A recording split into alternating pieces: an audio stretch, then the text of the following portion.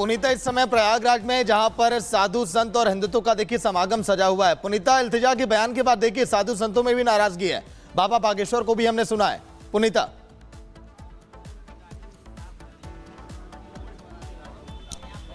बिल्कुल देखिए सागर, एक तरफ जहां संगम नगरी में यानी कि पावन ये शहर जहां पर महाकुंभ का आयोजन हो रहा है, सनातन धर्म का सबसे बड़ा आयोजन, लेकिन इस बीच में इल्तिजा मुफ्ती का जो बयान सामने आया है, इसे लेकर देश भर में गुस्सा देखने को मिल रहा है और खास करके साधु संतों में नाराजगी देखने को मिल रही है। और ऐसे में बाबा बागेश्वर ने जिस तरीके से नाराजगी जताई है और इसको लेकर क्या प्रतिक्रिया इस वक्त साधु संतों में देखने को मिल रही है, जरा ये भी समझ लेते हैं। हमारे साथ देखिए महाराज जी मौजूद हैं। महाराज जी, लगातार सनातनियों को टारगेट किया जाता है, फिर चाहे हिंदू धर्म का कोई पर्व हो उस पर पत्थरबाजी कर दी जाती है, या फिर बांग्लादेश में जो स्थिति बनी रहती है उससे लेकर कोई नहीं बोलता है, लेकिन सनातनियों को अब देखिए बीमारी तक कह दिया गया है। इस पर क्या कहेंगे आप?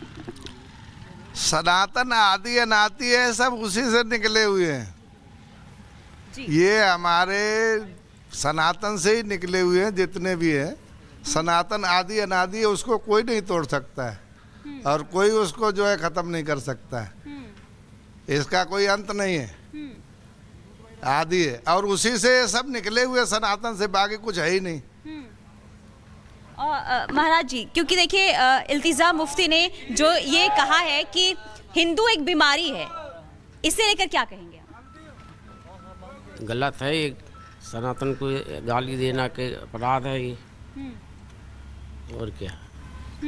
लेकिन बाबा बागेश्वर ये कह रहे हैं कि हिंदू पूरे विश्व के लिए एक दवा है, यानी कि नाराजगी जताई गई है, गुस्सा जताया गया है जो इल्तिजा ने बयान दिया है। गुस्से वाली बात है, सनातन को ऐसा बोलना गलत है ना। अच्छा, क्या संदेश क्या देना चाहेंगे? क्योंकि देखिए ये पहली बार नहीं है जब इस तरीके के बयान महाराज जी सामने आ रहे हो, हर बार देखा गया है कि टारगेट लगातार जो है हिंदू के त्योहारों को किया जाता है और बार बार इस तरीके से बयान सामने आते हैं, तो इससे लेकर क्या कहेंगे आप?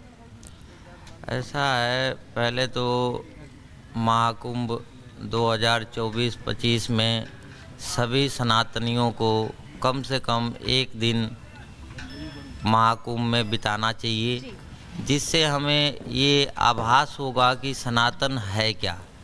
और वैसे ये जो तर्क वितर्कों की बात कर रहे हो बेटे, क्योंकि सनातन आदि अनंत है, अभी हमारे जो संतों ने आपको बताया, इसका विश्लेषण ये है कि जब पृथ्वी का निर्माण हुआ, पृथ्वी कोई एक नहीं है। हमारा सनातन ये कहता है कि असंख्य पृथ्वी हैं, असंख्य ब्रह्मा हैं और असंख्य विष्णु हैं।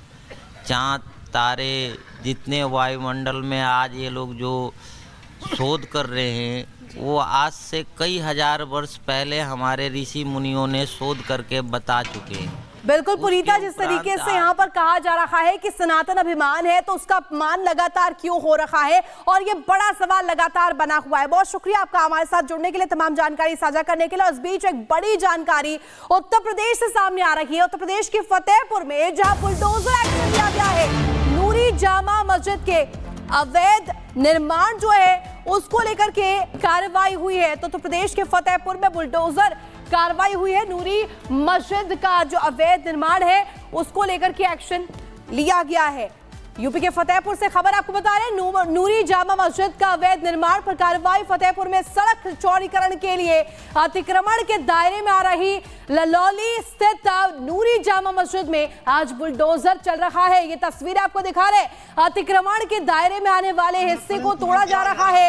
एएसपी, एडीएफ और इसके अलावा आरएएफ, पीएसी समेत कई थानों की फोर्स भी मौके पर मौजूद है। 24 सितंबर को पीडब्ल्यूडी ने जब यहां पर चलाया था और इसको लेकर के पूरी जानकारी अब मिल रही है कि यहां पर सड़क चौड़ीकरण का जो कार्य है वो किया जा रहा है।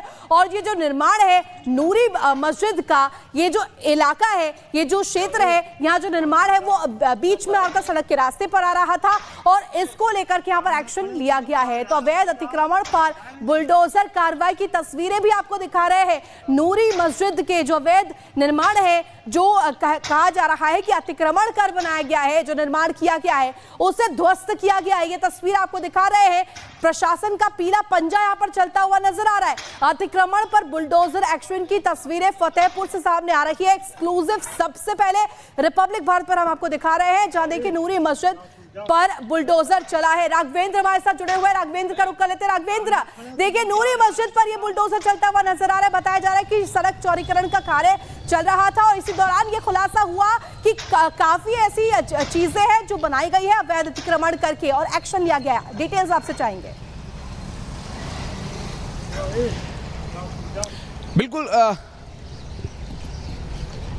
बिल्कुल देखिए, इस समय जो विकास का काम है वो हर जगह हो ही रहा है और चौड़ीकरण में जिस तरह से उत्तर प्रदेश सरकार लगी है, तो अगर रास्ते में चाहे वो मस्जिद की बात हो या धार्मिक किसी भी धार्मिक स्थल, यहाँ तक मंदिर भी अगर आ रहा है तो उसको भी हटाने का काम हो रहा है। ऐसे में इसको उत्तर प्रदेश बहुत ज़्यादा इसको इशू नहीं मान रही है। विकास को गति देने के लिए इस तरह का काम हो रहा है, लेकिन कुछ लोग हैं जो इसको धर्म के चश्मे से भी देखते हैं। विकास के कार्यों में भी वो कहीं ना कहीं एजेंडा दिखाने की कोशिश करते हैं और इन सब चीज़ों को वजह से वो टारगेट का भी आरोप लगाते हैं। लेकिन यहाँ पर सिर्फ जो जैसा कि आपने कहा कि सड़क चौड़ीकरण को लेकर के इस तरह का जो एक कहते हैं ना कि अतिक्रमण है उसको हटाया जा रहा है और उस अतिक्रमण में अगर सरकार को अगर कहीं कानून का भी सहारा लेना पड़े या अगर अपनी बात भी आगे यहाँ पर लिया जा रहा है, पूरी कानूनी प्रक्रिया का पालन करते हुए बुलडोजर एक्शन यहाँ पर होते हुए हम देख रहे हैं। चलिए राघवेंद्र, जुड़ने के लिए तमाम जानकारी के लिए बहुत बहुत धन्यवाद आपका।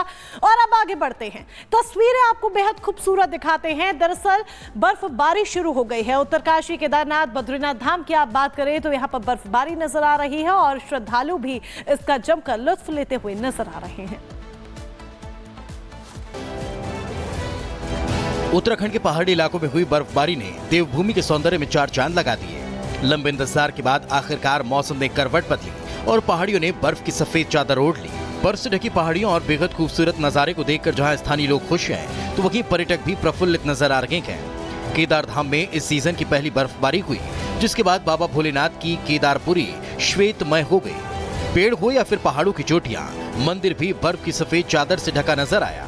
बर्फबारी के चलते मंदिर परिसर के आसपास चल रहा पुनर्निर्माण का काम फिलहाल बंद कर दिया गया है। बद्रीनाथ धाम में हुई बर्फबारी से पहाड़ियां ढक चुकी हैं, तो वहीं मंदिर का भी सफेद रुई के फाहों से श्रृंगार हो गया। मुनस्यारी में भी मौसम ने मिजाज बदला और पूरा इलाका बर्फ से ढका नजर आया। पहाड़ी क्षेत्रों में बर्फबारी और मैदानी इलाकों में हुई बारिश की वजह से पारे में गिरावट आई है और ठंड में इजाफा हुआ। वहीं इस बारिश और बर्फबारी से भी सेब काश्तकारों के चेहरे खिल गए।